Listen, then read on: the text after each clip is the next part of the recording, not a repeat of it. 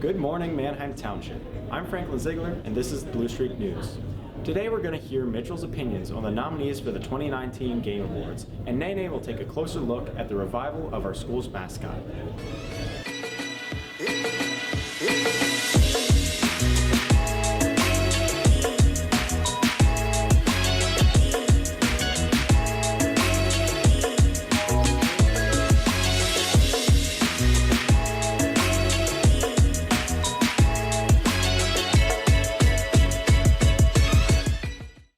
At the end of the year, many gaming publications and critics like to take a look back at what video games made the biggest impact on the year. The most prestigious of these awards is the Game Awards. Let's hear Mitchell's opinions on the Game Awards nominees. Once again, Jeff Keighley is hosting the Game Awards on Thursday, December 12th. This year has had a rich diversity of games, from the long-awaited sequel, Kingdom Hearts 3, to the stealth action game, An Untitled Goose Game. But let's talk about the candidates for Game of the Year. They are Control, Death Stranding, Resident Evil 2 Remake, Sekiro, Shadows Die Twice, Super Smash Bros. Ultimate, and The Outer Worlds. But who will win? Well, I believe it to be Obsidian's very own The Outer Worlds, and here's why. Obsidian has a history of making some of the greatest games. The studio was created by former Black Isle Studio employees, the same people who created the Fallout series. Obsidian has also worked on Star Wars, Knights of the Old Republic 2, South Park, The Stick of Truth, and the cult classic Fallout New Vegas. But not only that, but they've also created the critically acclaimed RPG series, Pillars of Eternity. The studio definitely has a good track record, but as for the game itself, well, it's doing really well. Critics raved about it upon its release, getting a score within the 8 to 10 range. And it's easy to see why. The multiple colorful areas to see, the freedom of exploration, well-developed RPG systems, and a wacky story and characters just show how good the game really is. The story takes place in space, as you're woken up from being frozen in a colony spaceship by a mad scientist. But that's only the real concrete thing about the story. From there, it's the player's choices that affect the outcome, so not everyone will have the same experience. Gameplay is also a high point for this game. While it's primarily a first-person shooter, there are plenty of decisions to make, missions to run that are all really unique, and planets to explore.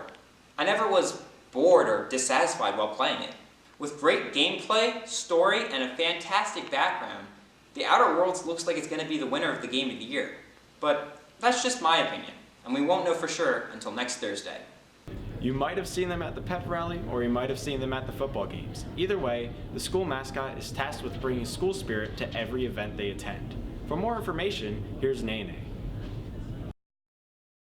Back in 2008, former Manheim Township student David Onda was the last to portray our school mascot, Sir Streaks-a-Lot. But that all changes thanks to the class officers of 2019. After a long 11 years, Manheim Township students and staff were introduced to Sir Streaks-a-Lot during the homecoming pep rally. The showing of the two mascots was to show the mascot costume for the football games and the one reserved for the basketball games. It's very exciting to have a mascot back at Manheim Township for Team Spirit. We had a chance to ask one of the mascots what it takes to be Sir Streaks-a-Lot. You need to have decent grades, so like actually really good grades, like a decent grade point average. I'm just going to say the same thing over and over again. And you just need to be charismatic, just generally a good, kind person. That's about it, really. You have to be also physically fit. We also asked how it feels to be the mascot. Yes, it is all three of those things. It's fun, it's very sweaty, constantly hot, but it's fun to do. It's fun to interact with the crowd and different people. Some also gave their opinion on the new mascot. I didn't even know we had a mascot. We got a mascot?